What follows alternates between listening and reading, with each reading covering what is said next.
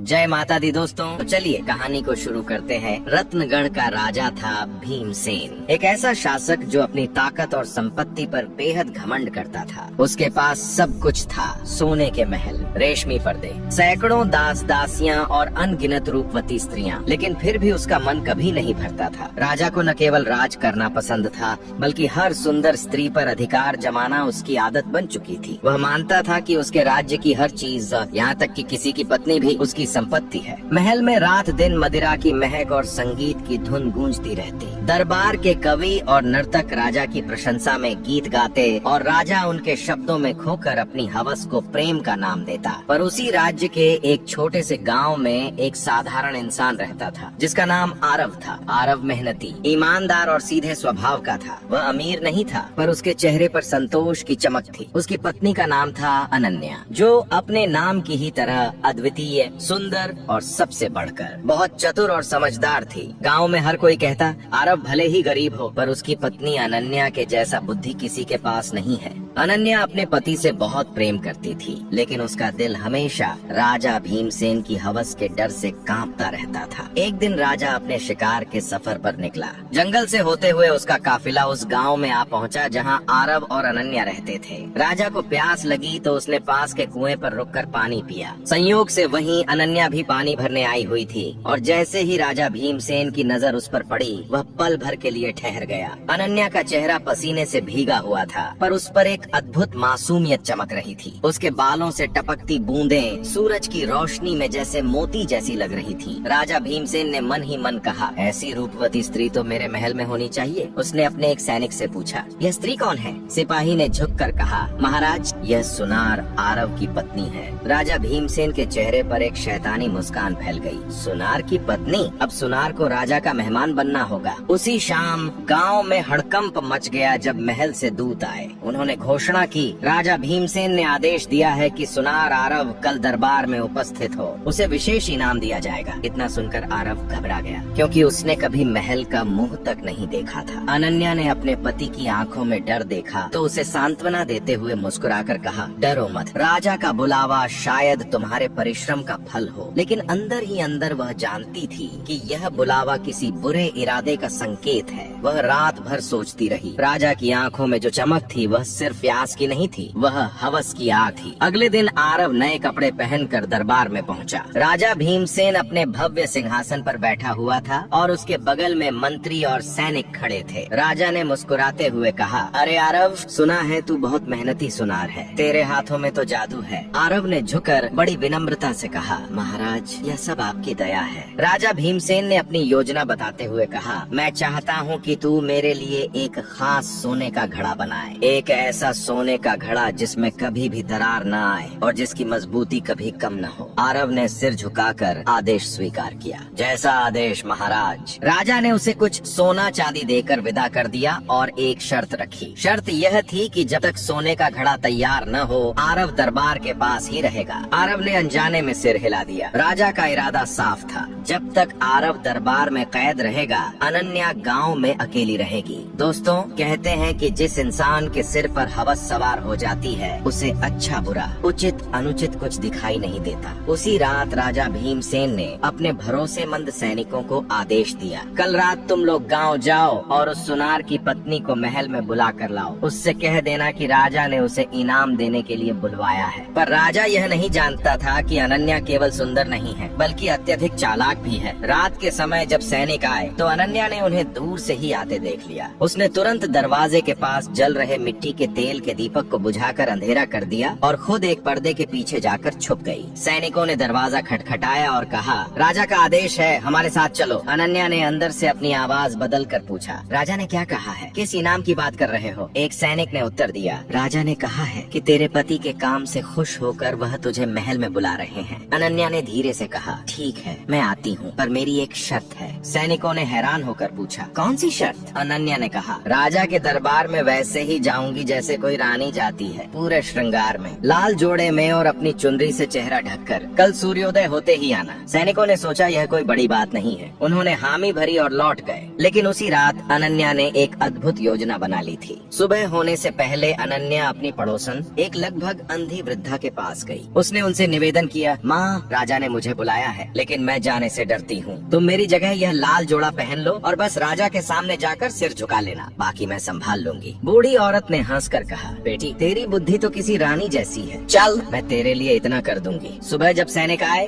तो उन्होंने लाल जोड़े में चेहरा ढके बैठी औरत को अनन्या समझ लिया और वे उसे पालकी में बिठाकर महल ले गए। राजा ने जब पालकी से उतरती स्त्री को देखा तो मुस्कुराते हुए कहा, आओ अनन्या, आज से तुम मेरी रानी हो। लेकिन जैसे ही उसने घूंघट उठाया, उसके सामने झुर्रियों से भरा चेहरा और बिना दांतों वाली एक मुस्कान दिखाई दी। राजा की आंखें फटी की फटी रह गईं। सारा दरबार ठहाकों से गूंज उठा। राजा भीमसेन शर्म और गुस्से से कांप उठा और गरजा, यह धोखा किसने किया? उस वृद्धा ने कांपती हुई आवाज में कहा, महाराज, आपकी रानी तो अभी गाँव में है। उसने कहा था कि मैं आकर आपको नमस्कार कर दूं। राजा भीमसेन समझ चुका था कि वह एक चतुर स्त्री के हाथों मूर्ख बन चुका है। उधर अनन्या ने भी ठान लिया कि अब वह राजा को अपनी चाल में ही फंसाएगी। दरबार में हुई फजीहत से राजा भीमसेन आग बबूला हो गया। उस रात उसने अपने कक्ष की हर कीमती वस्तु को तोड़ डाला। उसका घमंड चकनाचूर हो गया था और अब वह सिर्फ वासना नहीं बल्कि प्रतिशोध की आग में जल रहा था। उसने अपने धूर्त मंत्री चाणक्य को बुलाया। राजा गरजा, चाणक्य, उस औरत ने मेरा अपमान किया है। पूरी सभा के सामने मुझे हंसी का पात्र बना दिया। मैं उसे तड़पता हुआ देखना चाहता हूँ। कोई ऐसी योजना बनाओ कि वह खुद चलकर मेरे कदमों में आकर गिरे। मंत्री चाणक्य ने अपनी दाढ़ी सहलाते हुए कुटिल मुस्कान के साथ कहा, महाराज, शेरनी को पकड़ने के लिए उसके शावक को फंसाना पड़ता है। अनन्या की शक्ति उसका पति आरव है, जो अब भी हमारी कैद में है। हम उसे सीधे सीधे नहीं बुलाएंगे, हम उसे आने पर मजबूर कर देंगे। राजा ने अधीर होकर पूछा, कैसे? मंत्री चाणक्य ने अपनी योजना बताई। हम आरव को एक ऐसा काम देंगे जो असंभव हो। जब वह उसे पूरा नहीं कर पाएगा तो हम उससे मृत्यु दंड की घोषणा करेंगे। फिर अनन्या के पास अपने पति को बचाने के लिए आपके सामने समर्पण करने के अलावा कोई रास्ता नहीं बचेगा। इतना सुनकर राजा भीमसेन की आंखों में क्रूर चमक लौट आई। उसने कहा, योजना उत्तम है, उसे ऐसा ही कोई काम दिया जाए। अगली सुबह आरव, जो अब तक एक शाही मेहमान की तरह रह रहा था, जंजीरों में जकड़कर राजा के सामने पेश किया गया। राजा ने एक पत्थर की शिला की ओर इशारा करते हुए कहा, सुना,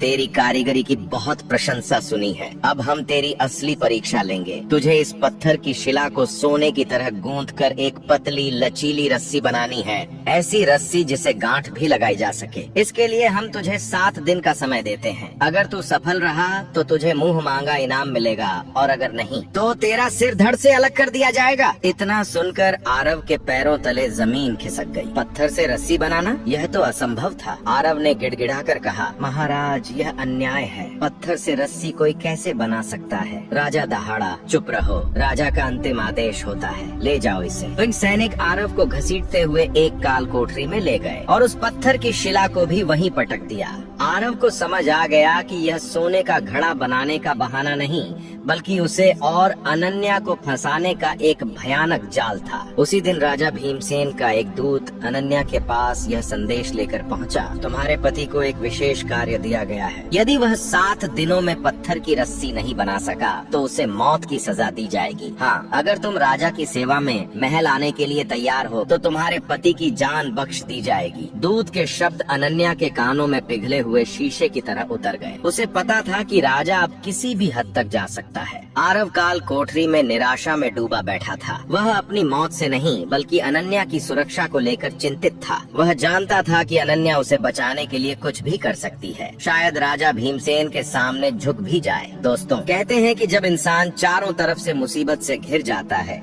और उसे कहीं से निकलने का कोई रास्ता नजर आता है तो वह उस रास्ते पर चलने के लिए तैयार हो जाता है। अब वही हाल आरव का भी था। उसे अनन्या तक यह संदेश पहुंचाना था कि वह उसकी चिंता न करे और कोई मूर्खतापूर्ण कदम न उठाए। उसने देखा कि कोठरी में एक छोटा सा रोशनदान है जहां से हर सुबह एक कबूतर आकर बैठता था। आरव ने अपनी फटी हुई कमीज का एक टुकड़ा निकाला और कोयले के टुकड़े से उस पर लिखा, प्रिय अनन्या, पत्थर की रस्सी मेरे भाग्य में है पर तुम राजा के महल की जंजीर मत बनना, तुम मेरी चिंता मत करना। आरव ने उस खत को धागे से कबूतर के पैरों में सावधानी से बांध दिया। वह कबूतर अक्सर उसके घर दाना खाने आता था। यह एक संयोग था, लेकिन यही उसकी एकमात्र उम्मीद भी थी। 3 दिन तक अनन्या बेचैनी में सोचती रही कि क्या करे। उसे अपनी बुद्धि और राजा भीमसेन की क्रूरता के बीच एक रास्ता निकालना था। चौथे दिन सुबह जब वह अपने आंगन में बैठी हुई थी तो वही कबूतर उसके पास आकर बैठ गया। अनन्या की नजर उसके पैर में बंधे धागे पर पड़ी।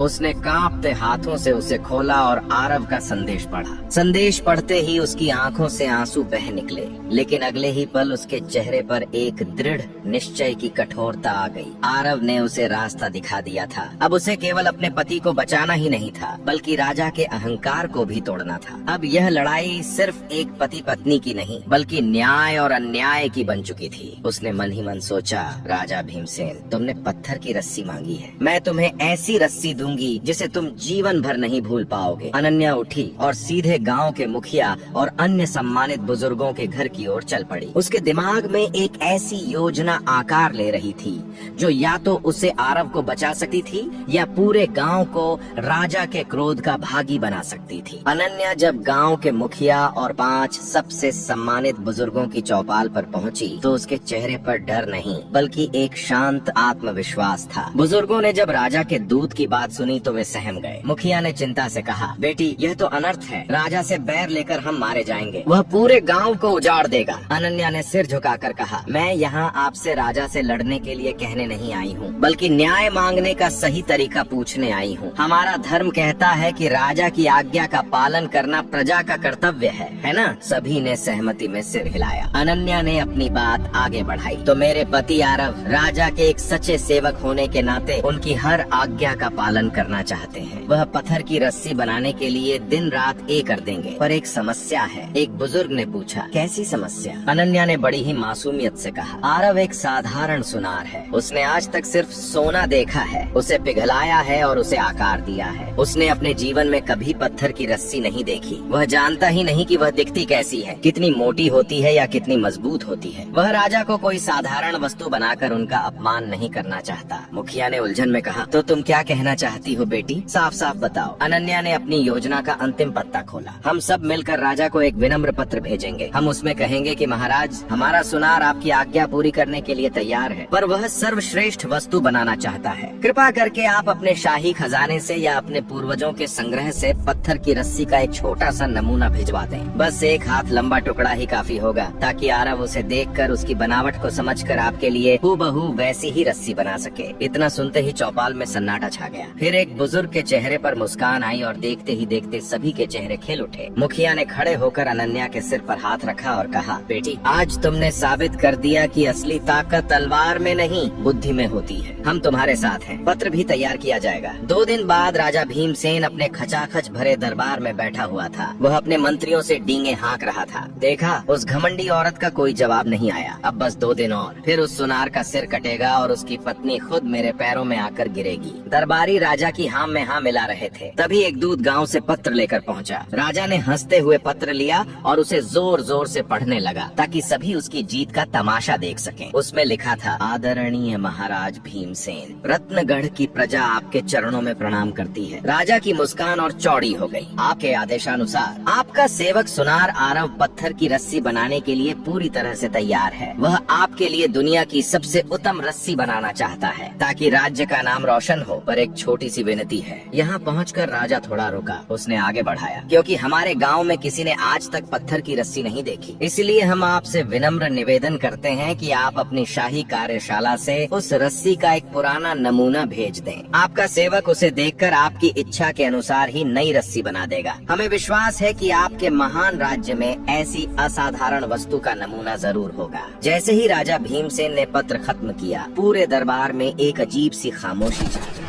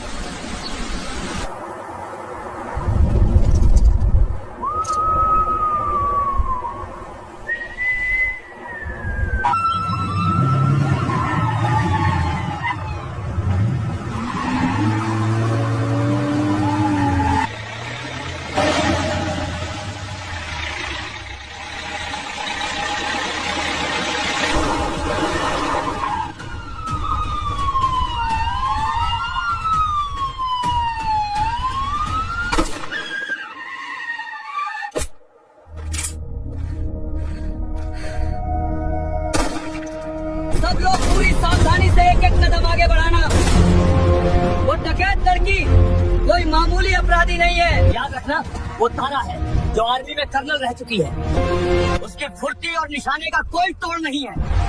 अगर चूके तो कोई जिंदा वापस नहीं जाएगा। Get to cover now. Stay down and hold your fire. सरदार, आज शहर का दरोगा रणविजय और उसके सिपाही हमारी मौत का फरमान लेकर आए हैं। लगता है उन्हें हमारे इस ठिकाने की भनक लग चुकी है। उन्हें आने दो सोनी। उन्हें नहीं पता कि वो मौत के मुंह में घुस रहे हैं। सभी को होशियार कर दो। सरदार, पुलिस वाले बिल्कुल नीचे आ गए हैं और सामने वाली चट्टानों के पीछे पोजीशन ले रहे हैं।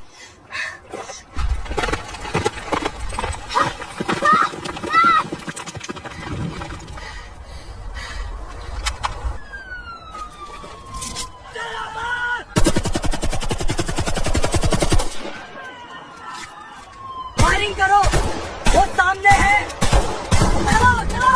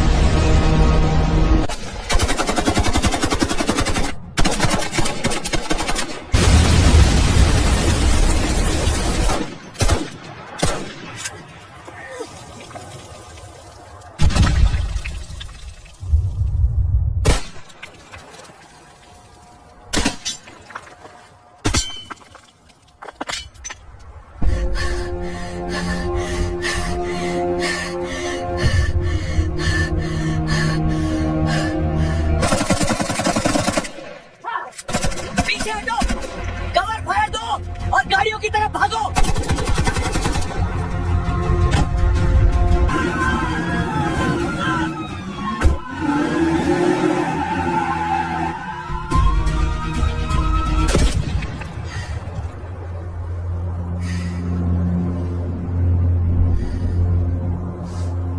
आज तो ये बचकर निकल गए, लेकिन अब हमें और भी ज्यादा सतर्क रहना होगा। सिस्टम हमारे खून का प्यासा हो चुका है। The situation is deteriorating rapidly. We need to go live immediately. Get me a direct line to the field team right now. अमन, अगर तुम उस लेडी डाकू तारा का एक्सक्लूसिव इंटरव्यू ले आओ, तो हमारे चैनल का नाम रातों रात आसमान छूने लगेगा। हम दुनिया के सबसे बड़े न्यूज चैनल बन जाएंगे। दुनिया जानना चाहती है कि आखिर एक आर्मी कर्नल इतनी बड़ी डकैत कैसे बन गई। लेकिन मैडम, तारा बहुत खतरनाक है। उसके इलाके में पुलिस भी जाने से कांपती है। वहाँ जाना मतलब सीधे यमराज के घर दावत पे जाना है।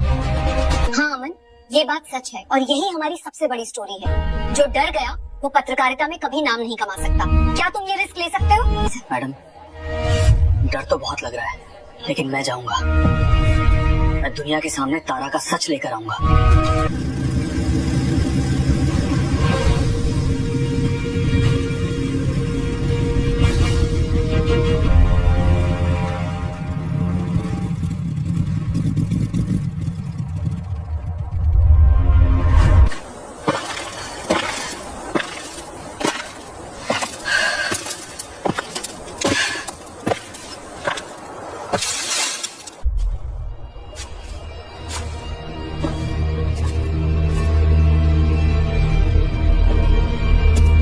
कौन है बे तू? यहाँ मरने आया है? पुलिस का मुखबिर है ना? नहीं नहीं भाई, मैं पुलिस का आदमी नहीं हूँ। मेरा यकीन मानिए, मैं तो शहर से आया हूँ, एक पत्रकार हूँ। मैं बस सरदार मैडम तारा का इंटरव्यू लेने आया हूँ। आप चाहे तो मेरी पूरी तलाशी ले सकते हैं, मेरे पास सिर्फ ये कैमरा और माइक है। ठीक है, चल हमारे साथ। सरदार ही फैसला करेगी तेरा क्या करना है। लेकिन याद रखना, थोड़ी सी भी होशियारी दिखाई तो समझ लेना ये बीहड़ी तेरी कब्र बन जाएगा।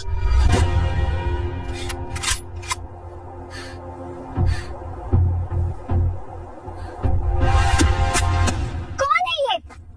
इसे यहाँ क्यों लाए हो? तुझे पुलिस वालों ने भेजा है ना हमारी जासूसी करने? नहीं मैडम तारा, मेरा पुलिस से कोई लेना देना नहीं है। मैं एक न्यूज रिपोर्टर हूँ। मैं बस आपका इंटरव्यू लेने आया था। सरदार, मैंने इसकी अच्छे से तलाशी ली है, इसके पास कोई हथियार नहीं है।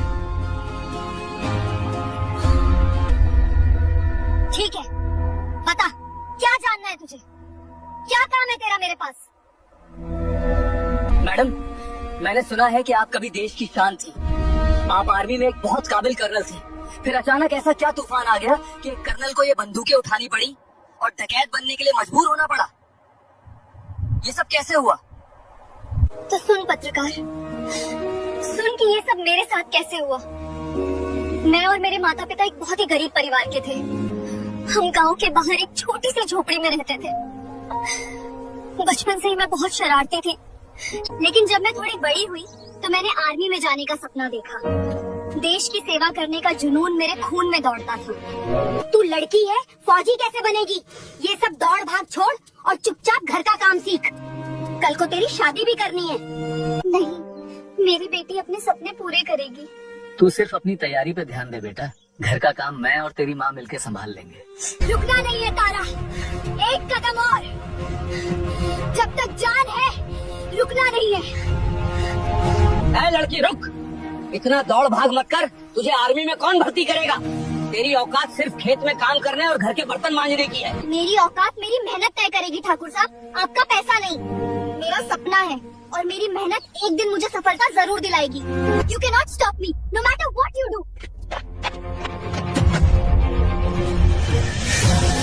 इसका तो कुछ न कुछ करना ही पड़ेगा, नहीं तो ये गरीब लोग हमारे सिर पे चढ़कर नाचेंगे।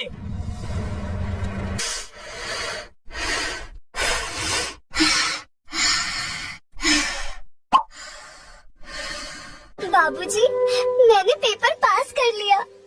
शाबाश मेरी बच्ची, तू अपना सपना जरूर पूरा करेगी। Come on, Tara, push harder. She's almost there. Keep going. शाबाश बेटी, तुम्हारी काबिलियत देखकर हम कह सकते हैं कि आज से तू सिर्फ एक सिपाही नहीं, बल्कि सीधा आर्मी की कर्नल रैंक के रुतबे के लायक है। Tara, you have achieved greatness. Stay blessed, my child. मुखिया जी, देख रहे हैं आप, ये कल की छोकरी अब इतनी ऊंचाई पर जा रही है। हमें कुछ करना होगा, वरना गांव में हमारी कोई इज्जत नहीं रहेगी। लोग हमसे डरना छोड़ देंगे। बात तो तुम सही कह रहे हो ठाकुर। बताओ क्या करना चाहिए? जब वो लड़की घर पर न हो तो अपने आदमियों से कहकर उसके घर में आग लगवा देंगे। जब मैं कहूँगा तब तुम अपने आदमियों को तैयार रखना। उसके बाद उस लड़की को भी किसी झूठे केस में फंसाकर रास्ते से हटा देंगे।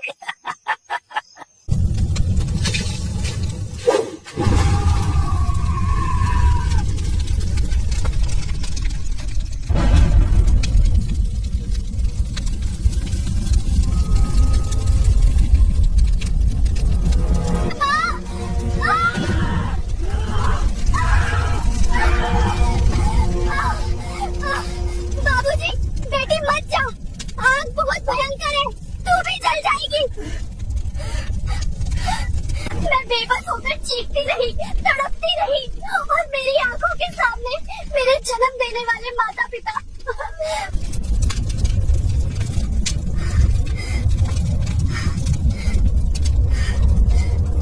तुम दोनों ने मिलकर मेरे माँ बाबूजी को मारा है।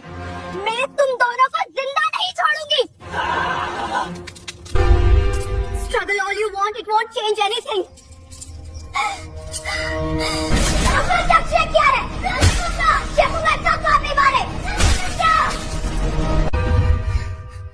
मैडम, ये तो मर गई।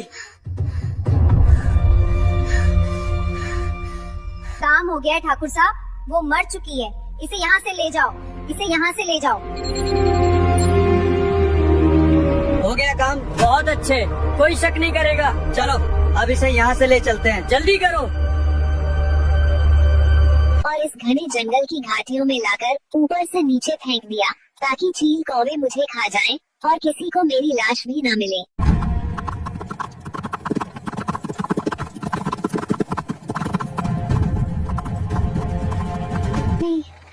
बेटी उठो, कौन हो तुम?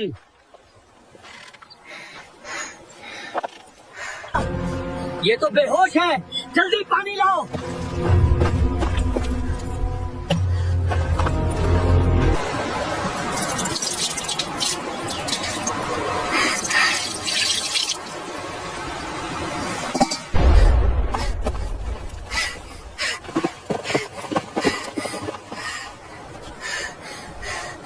घबराओ मत बेटी, तुम अब बिल्कुल सुरक्षित हो। मेरा नाम भैरव सिंह है और ये सब मेरे आदमी हैं। और तुम कौन हो और तुम्हारी ऐसी खौफनाक हालत किसने की? मैंने जब उस डाकू सरदार की आंखों में इंसानियत और सच्चाई देखी तो मेरे सब्र का बांध टूट गया। मैंने बेटी, ये कानून, ये पुलिस और ये सरकार सिर्फ अमीरों की जूती के नीचे काम करते हैं। इनसे इंसाफ की उम्मीद रखना सबसे बड़ी बेवकूफी है। आज से तू मेरी बेटी है। तेरी आर्मी की ट्रेनिंग और निशानेबाजी को मेरे इन जंगल के तौर तरीकों के साथ मिला। फिर देखना इन भ्रष्ट और जालिम लोगों का काल कैसे आता है। भागो, भागो, डाकू आ गए। हाँ, और तेरा हिसाब पूरा करने आई हूँ। मैडम, आज जाके मुझे पता चला कि असल सच्चाई क्या है। दुनिया आपको एक क्रूर डकैत मानती है, लेकिन आप तो अन्याय के खिलाफ लड़ने वाली एक योद्धा हैं। अब मैं दुनिया के सामने ये सच लाऊंगा और आपको आपका सम्मान और इंसाफ दिलाऊंगा।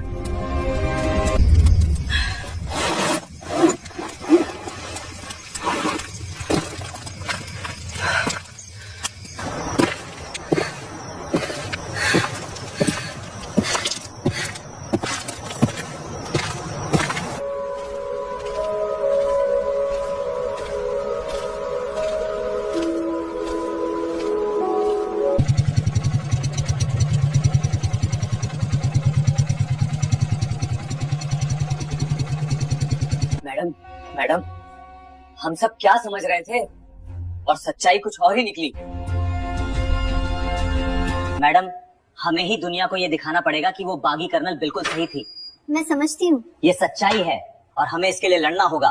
सड़कों पर उतरी हुई गुस्साई जनता हाथों में पोस्टर लिए और पूरी ताकत से नारे लगाते हुए तारा को और तारा को इंसाफ दो और भ्रष्ट इंस्पेक्टर दुर्गा को फांसी दो। तुझे उस कुएं तक जाना होगा और उस पवित्र जल से अपना अभिषेक करना होगा। तभी तुझे वह शक्ति मिलेगी जिससे तू उस दुष्ट तांत्रिक और रानी लतिका के पापों का अंत कर सकेगा। लखन उठ खड़ा हुआ। उसके चेहरे पर अब डर नहीं बल्कि एक प्रतिशोध की आग थी। उसने महादेव को प्रणाम किया और उस प्राचीन कुएं की दिशा में कदम बढ़ा दिए। जंगल अब और भी घना और डरावना होता जा रहा था। रास्ते में उसे कई बाधाओं का सामना करना पड़ा। कहीं जमीन धंस रही थी तो कहीं विषैली झाड़ियां उसका रास्ता रोक रही थीं। तभी आसमान से एक सफेद कबूतर नीचे उतरा। लखन ने गौर से देखा। वह कबूतर सामान्य नहीं लग रहा था। उसकी आंखों में एक अजीब सी समझ थी। उसने अपनी चोंच से एक दिशा की ओर संकेत किया। लखन समझ गया कि यह महादेव का भेजा हुआ कोई संकेत है। वह उस कबूतर के पीछे पीछे चलने लगा। कुछ घंटों के कठिन सफर के बाद वह एक ऐसे स्थान पर पहुंचा जहां चारों ओर सन्नाटा पसरा था। हवा में एक अजीब सी गंध थी। सामने वही प्राचीन पत्थर का कुआं था। लेकिन जैसे ही लखन कुएं के करीब गया, जमीन से सैकड़ों काले नाग बाहर निकल आए। उन्होंने घेरा बनाकर लखन का रास्ता रोक दिया। लखन थम गया।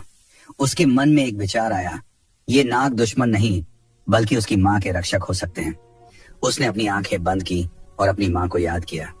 तभी उन नागों के बीच से एक अत्यंत विशाल और तेजस्वी नागिन बाहर निकली। उसकी आंखों में ममता का सागर था। उसने लखन के सामने अपना फन झुका दिया। लखन धीरे से आगे बढ़ा और उस नागिन के सिर पर हाथ रखा। माँ। उसके मुंह से बस यही एक शब्द निकला।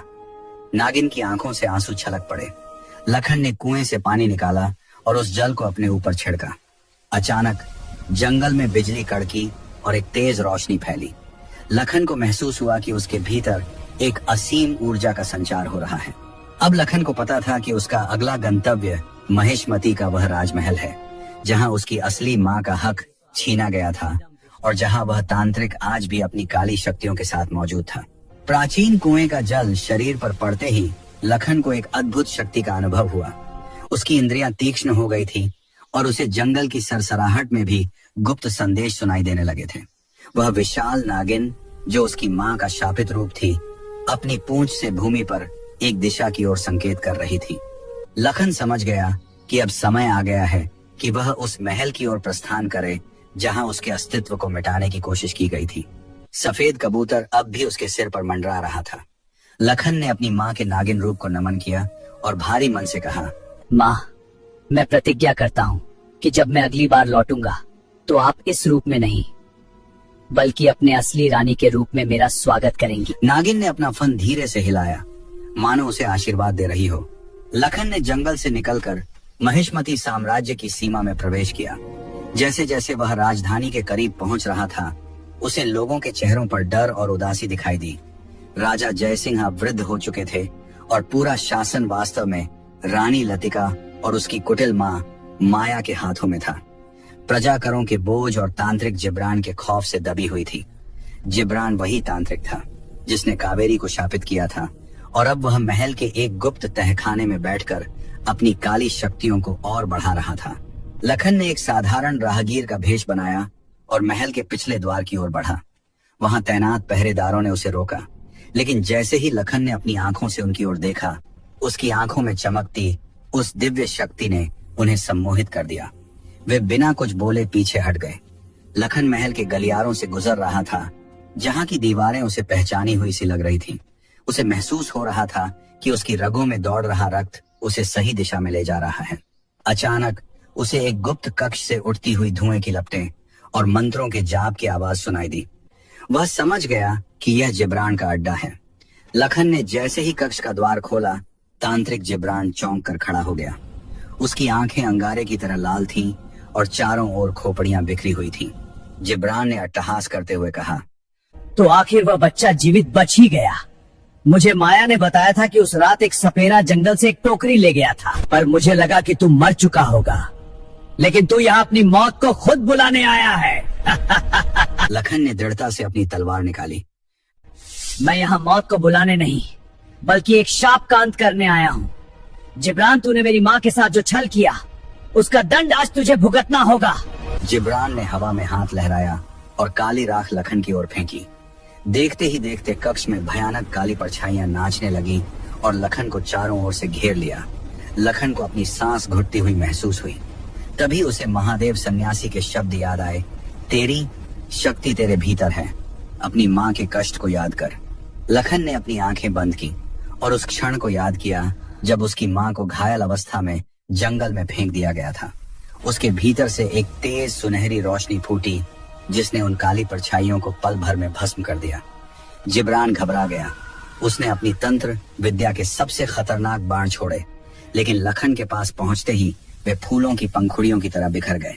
लखन ने महादेव द्वारा बताए गए पवित्र मंत्रों का उच्चारण शुरू किया। जैसे जैसे मंत्रों की गूंज बढ़ी, जिब्रान का शरीर कांपने लगा। उसकी शक्तियां उसे छोड़कर भागने लगी।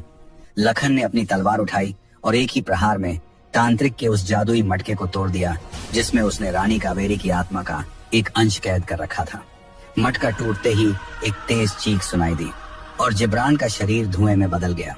उसी क्षण महल के दूसरे कोने में बैठी रानी लतिका और माया को एक जोरदार झटका लगा। उनके चेहरे पर अचानक झुर्रियां पड़ गईं और उनका असली कुरूप रूप सामने आने लगा। जिब्रान के अंत के साथ ही जंगल में उस प्राचीन कुएं के पास एक चमत्कार हुआ। वह विशाल नागिन तड़पने लगी और धीरे धीरे उसकी त्वचा सुनहरी होने लगी। कुछ ही पलों में वहां नागिन की जगह एक अत्यंत तेजस्वी और गरिमामयी स्त्री खड़ी थी, रानी कावेरी। उनके घाव भर चुके थे और उनकी आंखों में वह पुरानी कोमलता लौट आई थी। महल में लखन अब उस कक्ष की ओर बढ़ा जहां राजा जय सिंह अकेले बैठे अपनी पुरानी यादों में खोए थे। लखन के पीछे पीछे रानी लतिका और माया भी वहां पहुंची, जो अब अपने किए पर पर्दा डालने की कोशिश कर रही थी। लतिका चिल्लाई, महाराज, ये घुसपैठिया जिब्रान को मारकर आपको मारना चाहता है, इसे बंदी बना लो। राजा जयसिंह ने अपनी थकी हुई आंखों से लखन को देखा। उनकी आंखों में आंसू आ गए। ये चेहरा, ये तो बिल्कुल वैसा ही है जैसा मैंने बरसों पहले अपने सपनों में देखा था। तभी महल के मुख्य द्वार से एक आवाज गूंजी, ये घुसपैठिया नहीं महाराज, ये आपका पुत्र है। सबकी नजरें द्वार की ओर मुड़ गईं। वहां रानी कावेरी खड़ी थी। उनका आभामंडल पूरे कक्ष को प्रकाशित कर रहा था। राजा जय सिंह अपनी जगह से पत्थर की तरह जड़ हो गए। कावेरी, क्या ये सचमुच तुम हो? पूरे दरबार में सन्नाटा पसर गया था। राजा जय सिंह अपनी आंखों पर विश्वास नहीं कर पा रहे थे। सामने खड़ी रानी कावेरी की आंखों में वही पुरानी ममता और गरिमा थी जिसे वे बरसों पहले खो चुके थे। लखन अपनी माँ के पास जाकर खड़ा हो गया। उसकी तलवार अब भी हाथ में थी, लेकिन उसका चेहरा शांत था। रानी लतिका और उसकी माँ माया ने भागने की कोशिश की, लेकिन लखन की दिव्य दृष्टि ने उन्हें जड़ कर दिया। कावेरी ने राजा के करीब जाकर कहा, महाराज, 25 साल पहले जिस नागिन को आपने शापित समझकर त्याग दिया था, वो कोई और नहीं, मैं ही थी। इन दोनों ने तांत्रिक जिब्रान के साथ मिलकर मुझे पशु रूप दिया और मेरे नवजात पुत्र को मौत के मुंह में धकेल दिया। राजा जयसिंह क्रोध ज्वालामुखी की तरह फट पड़ा। उन्होंने लतिका की ओर देखा, जिसका चेहरा अब काली शक्तियों के छिन जाने से भयानक और कुरूप दिखने लगा था। धिक्कार है तुम पर। तुमने न केवल एक निर्दोष स्त्री का जीवन बर्बाद किया, बल्कि मुझे मेरे अपने रक्त से दूर रखा। राजा ने तुरंत सैनिकों को आदेश दिया, इन दोनों कुलक्षणी स्त्रियों को काल कोठरी में डाल दो। इनका अपराध क्षमा के योग्य नहीं है। सैनिकों ने रोती, गिड़गिड़ाती लतिका और माया को घसीटते हुए बाहर निकाल दिया। राजा जयसिंह ने आगे बढ़कर लखन को गले लगा लिया। उनकी आंखों से पश्चाताप के आंसू बह रहे थे। बेटा, मुझे क्षमा कर दे। मैंने अपनी आंखों पर पट्टी बांध ली थी। तूने न केवल अपनी माँ को जीवन दान दिया, बल्कि इस साम्राज्य को उसके असली वारिस से मिलवाया है। लखन ने पिता के चरण छुए और कहा, पिताजी, जो बीत गया उसे भूल जाइए। आज सत्य की जीत हुई है। अब हमें इस राज्य को उस अंधकार से बाहर निकालना है जिसमें ये बरसों से डूबा था। अगले ही दिन महिष्मती में एक भव्य समारोह का आयोजन किया गया। पूरे राज्य को दीपों से सजाया गया। प्रजा, जो अब तक तांत्रिक के डर में जी रही थी, गलियों में नाच रही थी। राज पुरोहितों ने मंत्रोच्चार के बीच लखन का राज्याभिषेक किया और उसे युवराज लखन घोषित किया। रानी कावेरी ने अपने पुत्र के माथे पर तिलक लगाया। उनकी आंखों में आज वही संतोष था जिसकी कल्पना उन्होंने उस प्राचीन कुएं के किनारे तड़पते हुए की थी। लखन ने अपनी पहली राज घोषणा में उन सभी लोगों की मदद करने का संकल्प लिया जो बेसहारा थे, ठीक वैसे ही जैसे मोहन और कुसुम ने उसे सहारा दिया था। समय बीतता गया। लखन एक न्यायप्रिय और प्रतापी राजा बना। उसने जंगल के उस हिस्से में एक भव्य मंदिर बनवाया जहां उसकी मां ने उसे जन्म दिया था। वह अक्सर उस सफेद कबूतर को महल के बगीचे में दाना खिलाता, जो आज भी उसका वफादार साथी था। लोग आज भी उस सांप की कहानी सुनाते हैं जिसने एक इंसान को जन्म दिया था। एक ऐसी कहानी जिसने सिखाया कि रक्त चाहे किसी का भी हो, संस्कार और सत्य ही मनुष्य को महान बनाते हैं। महिष्मती का वैभव फिर से लौट आया था और कावेरी का त्याग अंततः सफल हुआ।